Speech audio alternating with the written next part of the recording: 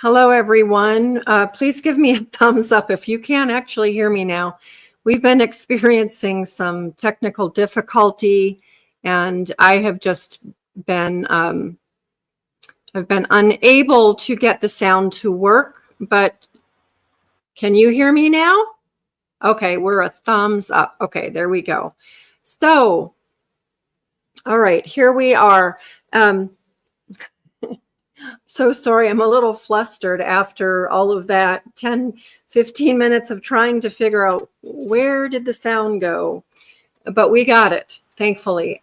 Really, thank God, literally. That's not just a cliche, because of course, every show that we bring to you, we feel is important. But today is one that we've been building up to for a long time. And I'm just really thankful. I'm thankful to our guest, and I'm thankful to everyone behind the scenes who has helped to make this happen. We've been tap dancing around this particular issue for a little while, but today is the day that we're going to talk about it, confront it, and hopefully start a really positive conversation from here on out. First, just a little bit of housekeeping. Please have on your calendar April 24th, 25th of 2026 for our Table to Temple event at Melvin's Farm to Fork near Roanoke, Virginia.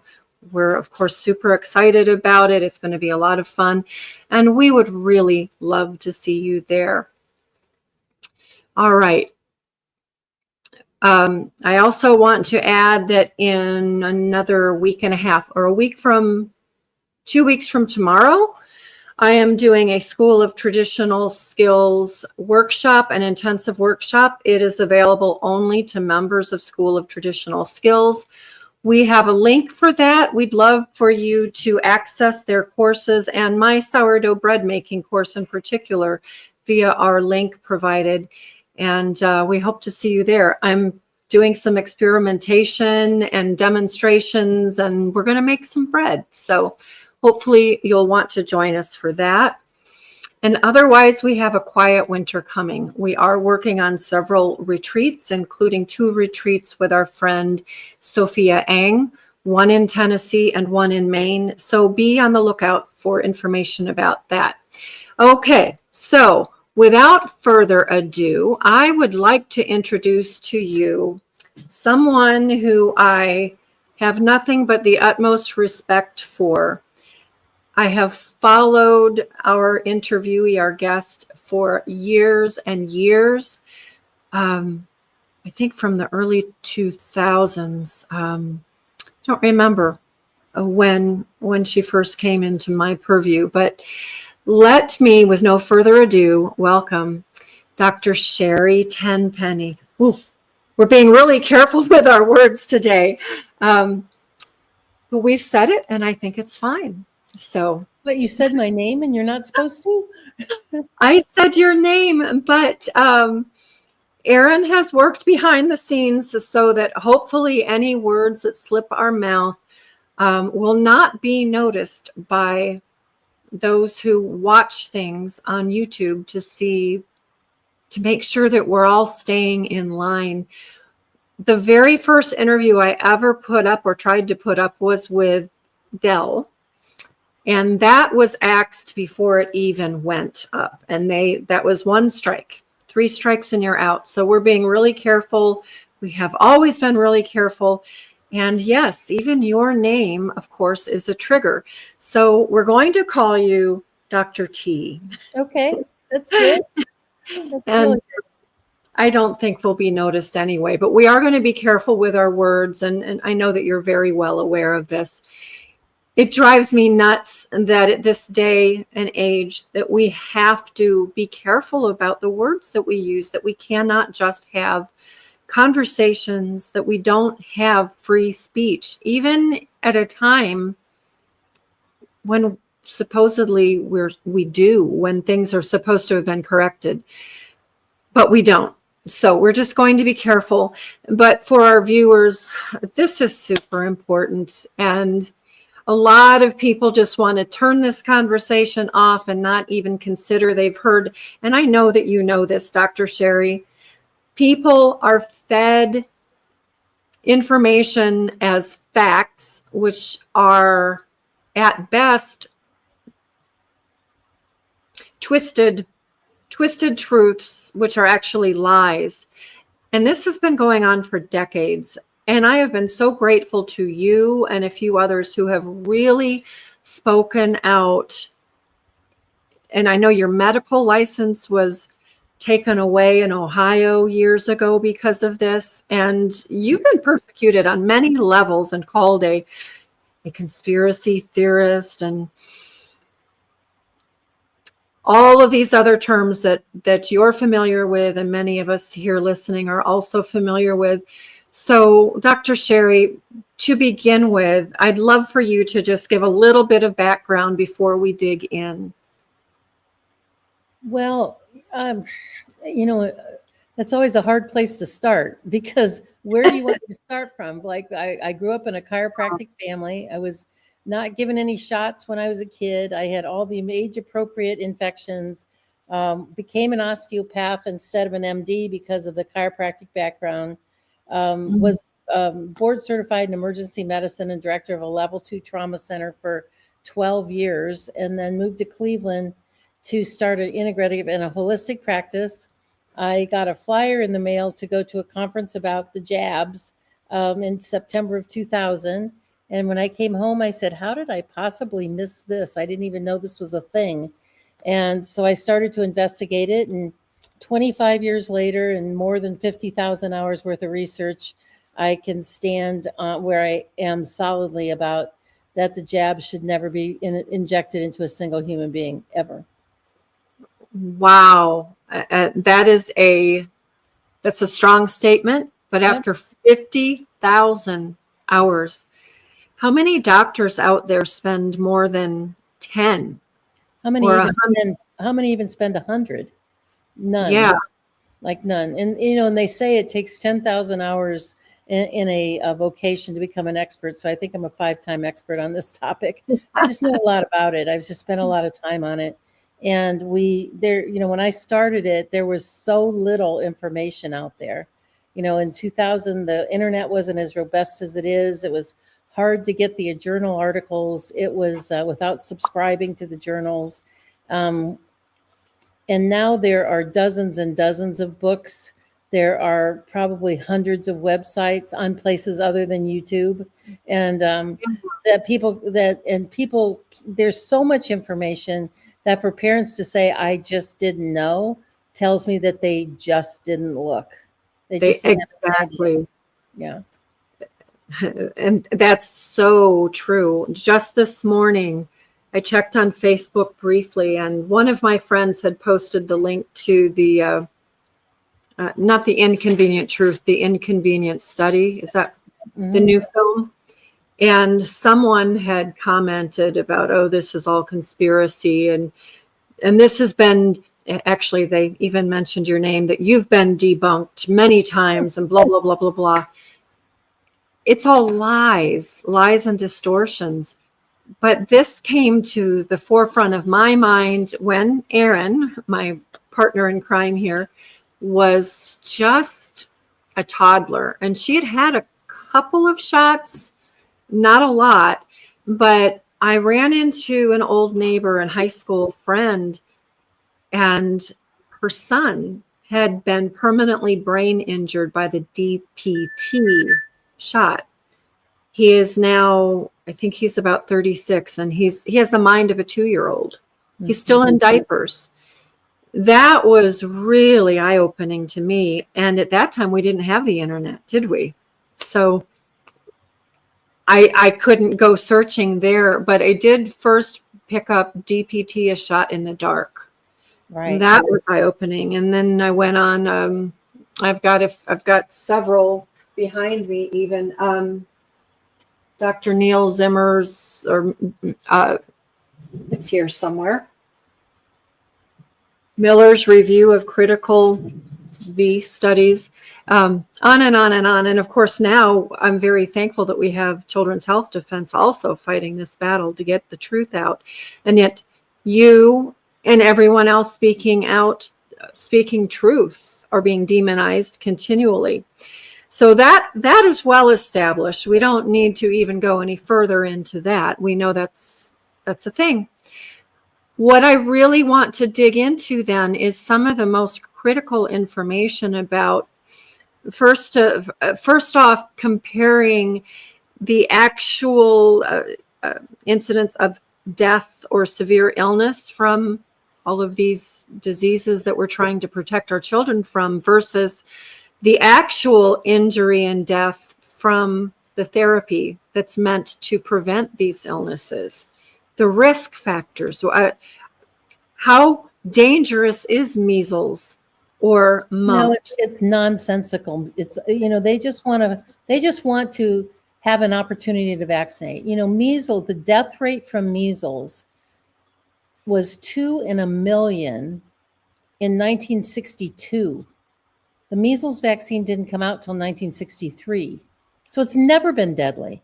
It's been prevalent at one point in time. There was, 500,000 cases per year and what is measles? A fever, a cough, a rash, sometimes some diarrhea. The high fever, usually the age appropriate time to get measles is somewhere between 7 and 9 years of age. And there's a lot of theories about that, what the very high fever that you get with this appropriate aged infection burns off a lot of the old proteins you still have in your body from your mother, from being in utero, and it locks in the basement membranes and tells your immune system, this is me, this is self versus foreign proteins and non-self. So it locks in your own immunity and strengthens your immune system and your kidneys and your brain. And they actually have shown that people that have had measles are less likely to get brain cancer. I mean, there's a lot of good reasons why we get this. And one of the things that I'm working hard now to change is to get people to quit talking about these things as diseases. They're infections. Yeah. A disease is something that comes and stays. It's like multiple sclerosis. It's like muscular dystrophy. It's like cystic fibrosis. Those are diseases that there's no cure for or minimal cures for. They're usually more like disease maintenance. They come and stay. These things that we call diseases and make them so scary and deadly are exactly. infections that kids get. We now, they were much more deadly back before 1940. In the 1940s is when we got antibiotics. And so they were much more deadly in the early 1900s or in the 1800s because we didn't have any therapeutic options. We didn't have steroids. We didn't have nebulizers. We didn't have antibiotics, and so there was as much filth and, environmental contamination back in those days as there is now. Actually, there's even more now. And so we've got to change language around this. We've got to start thinking of these things that you're referring to. They're products. They're not doses from God. And they're not like, I wrote an article years ago called "The MMR is not holy water." We're not blessing children with MMR. It's not holy water. It's a product. And we need to be investigative about as investigative about this product as we would be if we went out and we were going to buy a refrigerator, or we were going to buy a car, or you're going to buy a house. You're going to shop around to see. You're going to want to know what the safety factors are. You want to know, like your refrigerator, how long they usually last. If you have a car, you want to know what the crash test things are in the car before you go and buy that for your teenager that's likely to crash it. We do investigation into products that we're going to buy. We blindly accept these products from the pharmaceutical industry, just blindly accept them because they're safe and effective and necessary, which all three of those things are a lie. They've never been proven to be safe. They don't keep you from getting sick, and they are not necessary. And so, but when we have this belief in vaccines, it's a religion. You're right.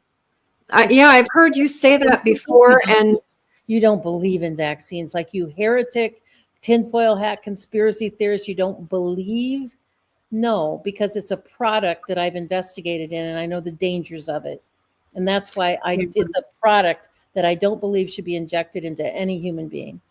Yeah, I agree. And you touched on two other things that I think are super important, which address God's design. And one thing that I'll state right up front is that if you believe that we need these things in order to be healthy and to protect our children and ourselves, then in essence, what you're saying is that we are imperfectly designed. Exactly. That God did everything right except for this one thing. And oh man, so isn't it fortunate that we live in a day and age where man can correct that one fault in God's design? And that's what's heretical, isn't it? Yeah, for sure. Absolutely. And You the know, other, and yeah, how go ahead. these products are made by the pharmaceutical industry. And the word pharmaceutical comes from the base word of pharmakia, which means sorcerer. Mhm. And so we trust in this product like we did with the COVID-19 jabs. We trusted in this product. We took our fear, this blanket of fear that's the satanic forces laid like a wet blanket over all of us, Christian and non-Christian alike. And instead of Yeah. taking our fear to the Lord and saying, Lord, I'm really afraid of all this. I'm afraid for my family. I don't want to get sick. I don't want to die.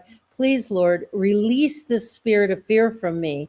I'm going to lay my fear at the foot of the cross. I'm going to put all of my worries about this on Jesus, and I'm just going to go on about my business. Instead, what people did was they bowed a knee to a pharmaceutical product. They wanted this pharmaceutical product to take away their fear, save their job, allow them to see their kids and grandkids, allow them to have all the conveniences, because heaven forbid we go without travel for a year. Heaven forbid that I can't travel, whether for your job or not. Heaven forbid that I have to keep this job that I've been complaining about for the last 20 years. And I Yeah. can't trust the Lord to put me in a better place, in a more usable place. I'm going to bow my knee to this product. And so I believe that people who have, for whatever reason, either blindly, intentionally, if they were coerced or whatever, to get this jab, to get that COVID jab, they need to take that to the Lord and ask for forgiveness. Because we Yeah. all make bad decisions about something. We need to say, Lord, the decision I made was bad. Please forgive me for violating the temple of the Holy Spirit with an experimental product that we didn't even know the ingredients, that I did it from a place of fear. And Lord, please forgive me for that. Yeah. And of course, in addition to that, with that particular one that you're talking about, we want to talk about a lot more than that, but we have to also accept in that thought process that this was all intentional. It was all by human design, not God's design. And I think most people realize that now, but that was certainly denied for years. But you also mentioned with the MMR, or with measles in particular, that it may be to contract that infection at the proper time, according to God's design again, that it actually is probably protective. I've heard this on The Truth About Cancer and Vaccines Revealed. I'm using the words and hoping we don't get in trouble. But both of those talked about how contracting some of these illnesses, and I remember measles specifically, seem to provide protection against certain cancers. And you mentioned brain cancer as one. So when we're fooling with God's design, we may actually not only be causing harm with what is in those vials, but also just because we're stopping the process that God created for us to be healthy into the future. So do you see that in more illnesses as well? Well, back to the measles, in Africa, where measles tends to be more deadly is in children under 9 months of age. Because in how those children are protected is if their mother had natural measles, had the infection, and then had those antibodies in the breast milk to feed and protect those very young infants. And there was a couple of studies that were done in the early 1990s, and they haven't repeated these, that they've tested the breast milk of women that had been vaccinated versus women that had had the natural infection.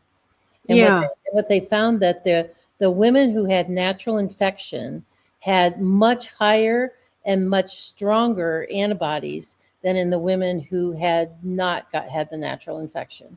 And so it was much more protective to those young babies in Africa or in third world countries for the mothers to have had the natural infection and recovered from it.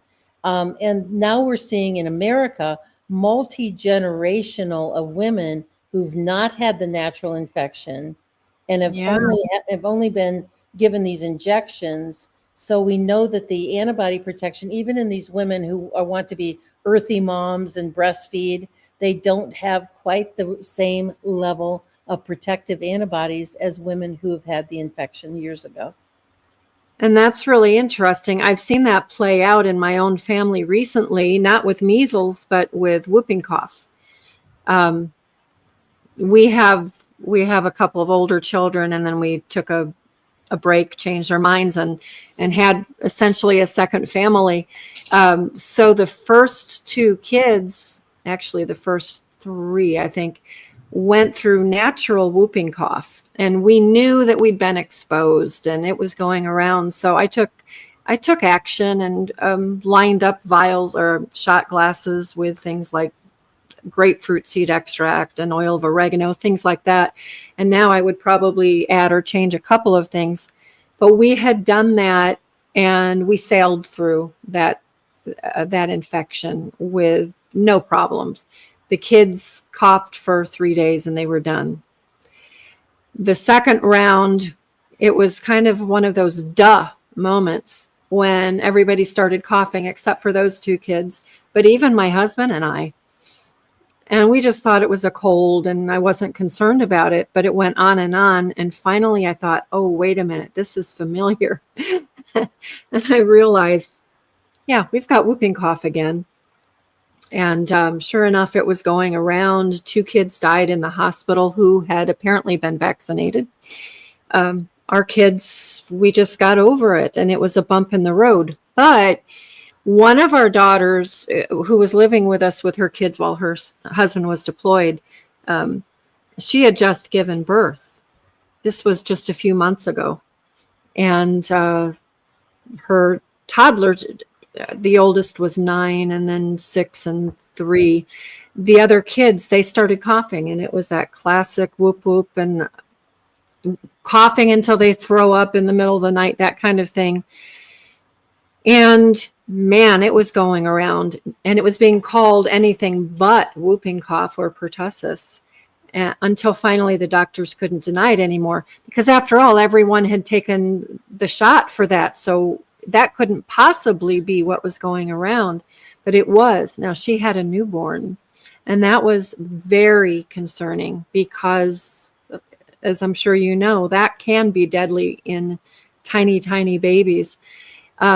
We had her antibodies checked, and my daughter's, I believe, the baby came in with strong antibodies, which presumably were from the mother. They had to have been from her mama through her breast milk.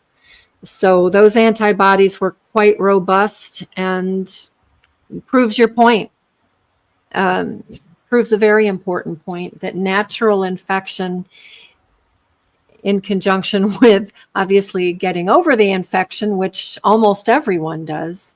Well, pertussis is a bacterial infection, and the bacteria and there is about a 4 to 5 year cyclical rate of outbreak of pertussis in a society, irrespective of vaccination rate.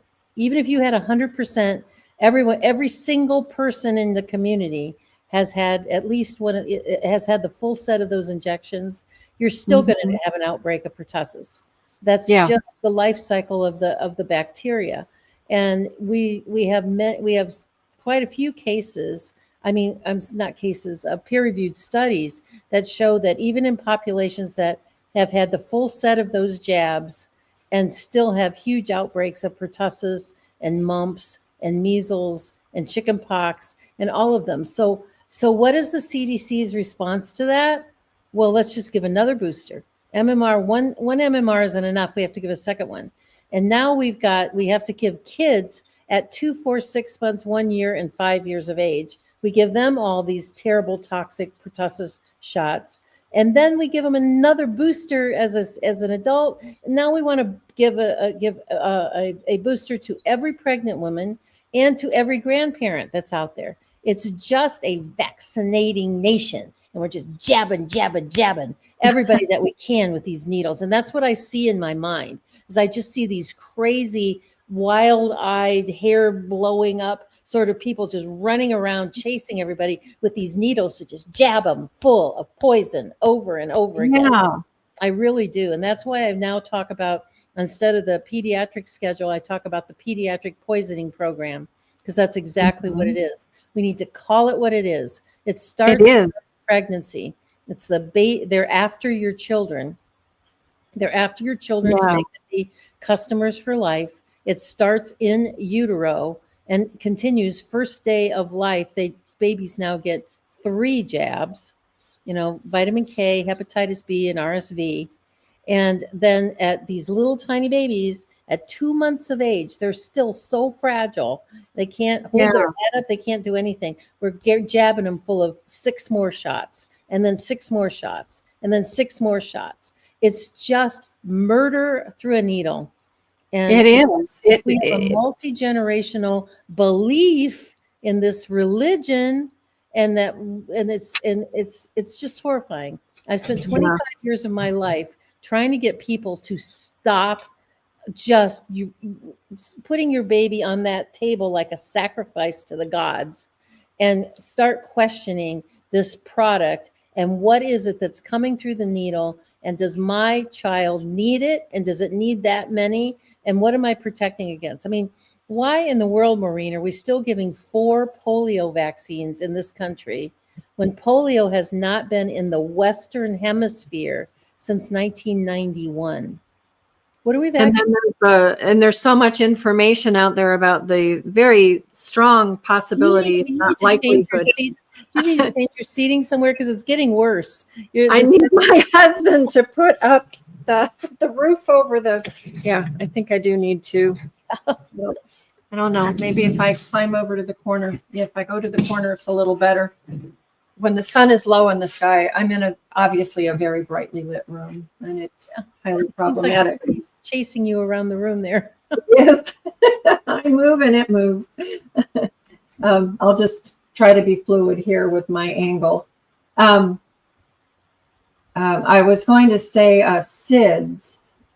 Actually, I was going to say something else before that. But one of the problems, and I remember this from the late 80s and 90s, I remember all the SIDS deaths. And people, well, it's still chalked up to unknown factors, but I remember Free Alan, I want to say Yankovic, but I know that's not right. But there was a dad who had rushed his 2 or 3 month old child to the hospital the day after he'd had shots, and he started going into convulsions in the middle of the night. The mom stayed home with the other kids. The dad took the baby into the hospital. He was actually jailed because the baby died of so-called shaken baby syndrome. Yep. It was brain trauma from that shot. But it took years and years and years for that to go away. The parents lost their child. They also lost the husband and dad of the family for several years while they were fighting this. He hadn't beaten his newborn or his tiny baby. His baby was injured, brain injured, and died from what was in that needle and injected into the baby. And the medical establishment just refused to acknowledge that, as they still generally refuse to acknowledge that that's what sudden infant death syndrome is. You know, I don't really talk about SIDS in my book, but my book, Zero Accountability in a Failed System, How Big Pharma Weaponizes Vaccines, Public Health, and the Law. I go into the adjuvants right here. And into the adjuvants and all of the weaponization of the public health system, And there's a chapter called Sacrifice for the Greater Good, and all these people that died after the COVID jab. And so the book's like, 350 pages. And I will tell you, there's something in there for everyone, whether you've been following this and been educating yourself about this particular issue for a very long period of time. There'll be things in there that you didn't know that you were surprised about. And then if you are just brand new to this topic, it really will let you to dig in and really see things that you probably had no idea about. And so, the weaponization of healthcare falls into the category of what you were talking about fathers who have been jailed or boyfriends that have been jailed over this shaken baby thing that has been disproven so many times that even if you did take the baby and shake it, it would not cause retinal hemorrhages in the back of the eye. It would break its neck, but it wouldn't cause those hemorrhages. And even if you took the baby and smashed its head, if you were like really violent, just smashed its head on something, you would cause a skull fracture. You wouldn't cause retinal hemorrhages in the back of the eye. And so they've proven this I can't tell you how many studies that this has been proven by sheer forces, and they've had engineers and, mechanical engineers and all these people look at these sheer forces and nothing contributes to that. It's a complete fallacy made up by the pharmaceutical industry and propagated by doctors in the healthcare industry, that if you see retinal hemorrhages in the back of the eye, it's child abuse, when it's probably 99% of the time a post-injection injury.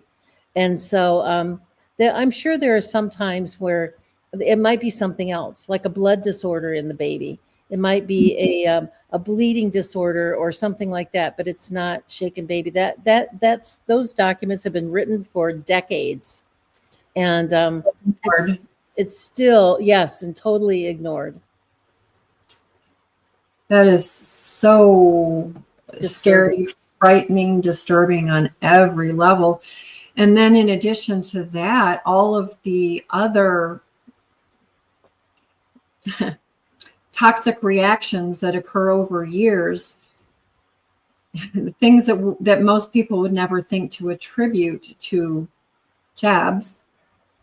But how much knowledge do you have of type 1 diabetes, for instance, and its cause? Because I've read several times that some doctors and researchers feel that is a result of damage. It can be, and particularly the hepatitis B vaccine. Why are we giving that to tiny newborns anyway?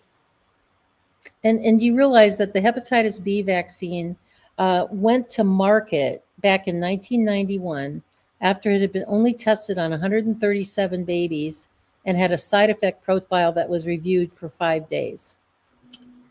And they said it was safe for newborns, and they started giving it to children at 1 day old back in 1991. I know one child who about 20 years ago was born perfectly normal in the hospital and doing fine, and then received that and is totally brain damaged, vegetable. One child, I know hundreds of them. Yeah. And the Vax bus had 3,000 signatures of parents on there. So, everybody knows one. There are a lot of us who know thousands. Yeah.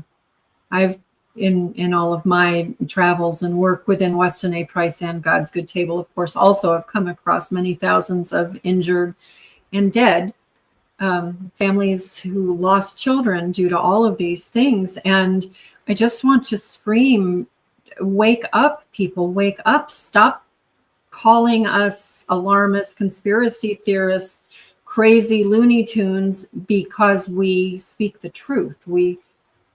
And you being a medical doctor in particular. Yeah. Well, I do think that as time is going on here, there's, it's one of what I call the gift of COVID.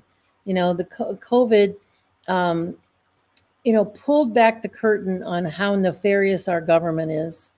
It pulled back the curtain on how murderous our healthcare system is and disastrous it is. And then it opened people's eyes to what these contaminations were and what they were injecting in their body, because I think most everyone knows someone who was either injured or died after a COVID shot these days. Some of And us so know now quite that a few.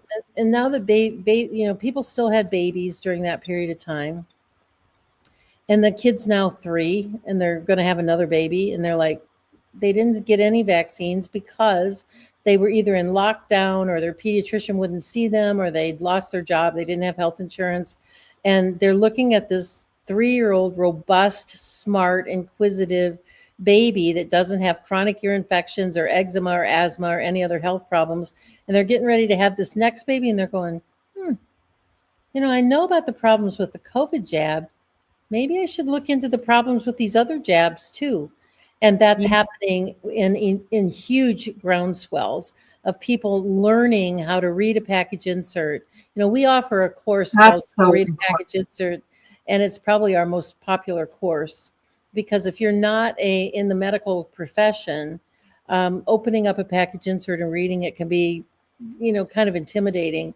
So, if, our course, it's offered at learning4u.org, learning the number 4you.org. And the course is how to read a package insert. It's one of our most popular courses because it walks you through every section on a package insert and teaches you what it means and which sections to pay close attention to. We'll make sure that there's a link for that in our show notes. That's very important. And you've also got 2 other books here. Oh, no, those are long, long, long out of print, long time ago. Oh, they're not available anymore. Saying No to Vaccines was written in 2008. Our publisher's house burned down in about 2012, and we didn't have any of the original files. So that hasn't been around for more than 10 years.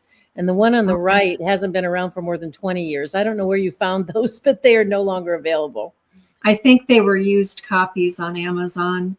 Oh, maybe because people are selling them for huge amounts of money, which is that kind of comical. Yeah. Yeah. Well, and then there's this one too. Hopefully this one is still available. That's still available. We have an ebook on measles. We have an ebook on it's called The Importance of Fever. That's really important. Yeah, I'm that's just another thing that people misunderstand, and it drives me nuts. But we have an ebook on tetanus, and there's a lot of short little books that I've written. Unlike the big book that I just published, the Zero Accountability, which took me about 1.5 years to write, but it's about 20 years of research that went into this that. one. Yeah. All those other ones are little ebooks. They're like 15, 20 pages long. So you can sit down in an evening and read it, and they're little bite size. This is like a full meal. Okay. Well, I don't have this book yet, but I am getting this book. I've already ordered.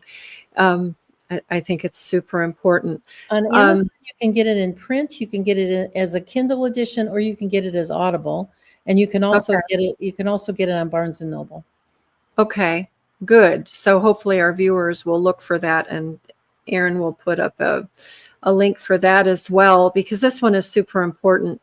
But let's talk some more about risks versus risks of infections versus risks of complications, toxicity, and even death from the so-called remedy.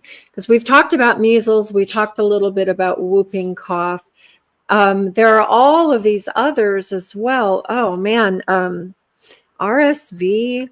I know one family whose child received that inoculation and then contracted RSV and then had neurological damage, and I won't even go into the long saga, but their child ultimately died.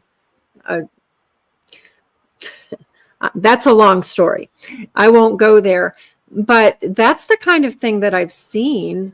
And with the latest, of course, the mRNA COVID stuff, which many people rightly say is not a true V word, because it's not designed to stimulate the immune system to produce antibodies. It's completely different. But regardless of what you want to call it, you've already alluded to some of the problems with that. But we've got this long history of many things. I have friends that live nearby who have had that particular jab. I think, every booster, every one possible, and they've been seriously ill with that 5 times. And the last time was fairly recently. And when we talked, I'm not going to say too much, but we talked about a month and a half ago, and she was sick again. And she said, I just don't understand it. And I just shrugged my shoulders because she doesn't want to hear what I have to say about it. But my husband and I take good care of ourselves. He's got health challenges. I take very good care of him. We had that, and it was not fun for the 3 days that I was sick, but he wasn't as sick. But it was done and over with. It's been 4 years, 5 years, 4 or 5 years. I don't remember. And yet here we have other people who are totally trusting in that medical system and in those vials of stuff to be injected into their bodies. And they're getting sick over and over again. And then having other problems in addition to that. Of course, this includes children. And I know you've seen the video that Children's Health Defense did about 3 years ago. Died suddenly. You've seen that, right? Yeah, it's absolutely heart-wrenching and maddening. It's like 10 minutes of one person after another, and young, just dropping dead on the ball field or on the tennis court or wherever. That's more dramatic. But aside from that one, all of the other childhood protocol ingredients, you mentioned reading the package inserts. How many parents actually ask for the package inserts? Well, not enough. And how many doctors actually read them? Because a package insert is really, it's a requirement for every product. It's an FDA requirement for every product, whether it's a pill or a shot, to have a package insert that describes, it has, like 14 different sections in it. Each section is standardized. You see it all in each one of those things. And the package insert is actually designed for the doctor and the nurse. And then these package inserts are compiled into a big thick book called the Physician's the PDR, the Physician's Desk Reference. That's just a compilation of package inserts is what that is. But the package inserts are required by law. They really aren't designed for the lay public, but doctors don't read them either. Doctors don't have any idea what they are.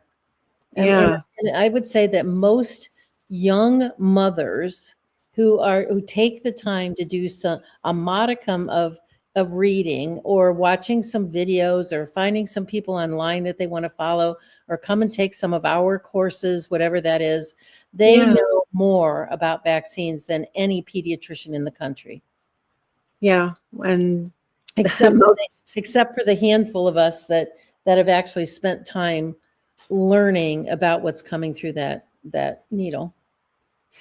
And it wasn't all that long ago that there was a push to remove mercury. And then it was removed from some childhood vaccines. Well, mercury's not a problem anymore. But, as of Bobby Kennedy's dictate, the mercury is now removed from all vaccines. Now the next push is they're trying to get mercury removed from all fillings too. And he was just at an international conference. I don't think that he was there. I think he was probably zoomed into there, telling this international audience that all mercury needs to be removed from every product that's either inserted or injected into the human body. Like there's eye drops that still have mercury in them. There's still mercurochrome, that you put on, on your skin. Since one of Bobby's big things as an environmental lawyer before he went into politics was removing mercury from the waterways and from mercury from fish. So, and he wrote the book, Thimerosal, Let the Science Speak. He did a video, there was a documentary about that at the beginning. So he's been an anti-mercury lawyer for decades. And, in part of his speeches, he said many times, when I was trying to get mercury out of fish, I wasn't called anti-fish, Right. and I'm trying to get mercury out of shots given to babies. Why am I called all these terrible names? Because I'm trying to protect babies. So hopefully it's a step forward in the global community that all mercury is taken out of all products, inserted into humans, because it's one of the most toxic metals on Earth, most toxic compounds on all of Earth. And so I am very glad, as you are, that has been removed, but we still have aluminum. Tons of aluminum. If you get formaldehyde and if you get every shot in the schedule from vitamin K at birth and hepatitis B at birth, and you get every dose of every vaccine in that entire schedule, which is now about 77 vaccines, not just 71. It was the standardized number for years. You will have approximately 12,000 micrograms of aluminum injected into your body, which it accumulates in the brain, the kidneys, and the bones. And children cannot even begin to excrete aluminum through their kidneys until they're 2 years of age. And by that time, if they got every shot on the schedule up until 2 years of age, they will have 4,700 micrograms of aluminum injected into their body. And wow. inflammatory toxic metal. No wonder we have kidney disease and diabetes and other things like never before. We can certainly attribute a lot of that to what people are eating as well. But that's just crazy and unnecessary. And then we've got all of the allergic reactions going on, all of the allergies, food allergies, and other now. And if we stopped poisoning children today and just stopped it, all this nonsense, and people didn't get hysterical about, what do you mean I can't vaccinate my children? But if we stopped it within one generation, this is my opinion, within one generation, most of healthcare, most of doctors and subspecialists would go away. They would not be needed. We would need emergency rooms for car accidents and gunshot wounds. We would need orthopedic surgeons because people break bones. And we would need a very small hospital system for people that don't take care of themselves, but mostly for accidents. We wouldn't need to have all these super subspecialists. We wouldn't need to have, pediatric immunologists, pediatric geneticists, pediatric this and that for kids. We wouldn't need to have, the rheumatologist, the cardiologist, the neurologist, the nephrologist, blah, blah, blah, all these things for adults if we stopped poisoning people with injections. Yeah, absolutely. I agree. And then if we poisoning people, all that stuff would go away. And then we replace, with nutrient dense food, we replace the packaged nonsense that we call food, which isn't food, with the seed oils and all the glyphosate and all that's junk that comes in a package with fresh, whole, nutrient dense food. We'd be pretty close back to God's original intention for us. Yeah, I agree. And I was going to mention that second component, what we put into our bodies through our mouth. Of course, we have little control over the air that we breathe and the water that we have some control over the water that we drink, but what we're putting into our bodies overall is causing harm because it's not only toxifying our bodies, but not providing the nutrients that our bodies need to be healthy and strong. And that's part of the equation here too. Solidly, if we want healthy children, we don't want to subject their bodies to all kinds of toxins 77 times from birth to age 18. But we also do need to be putting into our bodies what makes our bodies strong and healthy and resilient. And of course, that's something that Erin and I do a lot of teaching about here at God's Good Table. But when we talk about eating clean food, we have to really be seriously looking at clean medicine. Is there such a thing? God's medicine is clean. That being food and herbs, but medicine as a whole is typically not very clean. So is it then not better to forego all of these jabs for all of these infections, as you rightly say, and look instead at eating a clean, good, wholesome, nutrient-dense diet, detoxifying our homes, living a clean and healthy lifestyle, and then we can acquire these infections appropriately and handle them the way we're designed to handle them. I'm speculating here, and so I definitely am seeking your input, but that's my viewpoint, that that's how we can be resilient, and that we actually need to contract some of these infections like measles. 100%. You're really 100% for truth. Yeah. Several years ago, I came upon a YouTube video. It was a recording of Dr. Tom Cowan giving a 15-minute talk in which in his talk, he was claiming that he exposed all of the food intolerances that are common today, and he connected them directly, concretely to each shot, each jab. And he did so by showing, for instance, allergies to eggs. Well, this shot is cultivated on eggs, and this is cultivated utilizing peanuts, and this blah, blah, blah, blah. So we've got all of these allergies now that we've probably developed because of the jabs that we're giving our kids to protect them from infections that are benign and helpful to the body overall. Am I painting an accurate picture with that? Absolutely, okay. You are. Yeah, it's if God didn't make a mistake, He didn't intend for us to eat microplastics and all these different chemicals and lay them on our skin and inject them and ingest them and all these different things. So when we can get as close back to God's good art garden as we possibly can with our food and with cleaning our water and with the air that we breathe, the air filters and things like that. Unfortunately, we swim in toxic soup now. Mm-hmm. So always cleansing our body is going to be very important, and cleansing our air and, water filters and different things like that, because they have continued to poison us at every level. And you have a protocol for detoxifying from some of these things. Yeah, people go to Dr. T, drtdetox.com. There's a whole bunch of products and a bunch of suggestions that we have at that site. It's drtdetox.com.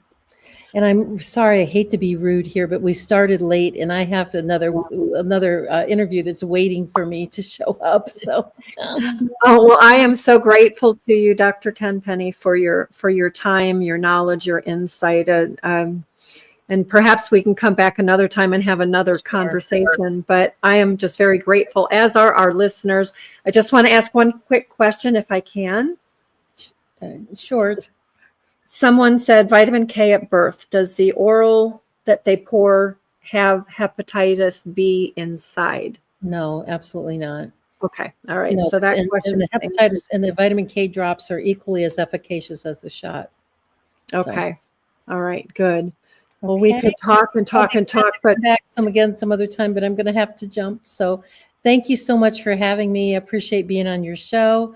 You know how to reach out to me or Michelle, and thanks to the audience for being here. I appreciate your attention, and hopefully we can do this again sometime. Yep, I hope so. Thank you so much. Thank you so very much. All right. You too. Bye-bye. Oops. Got a shot of air in there.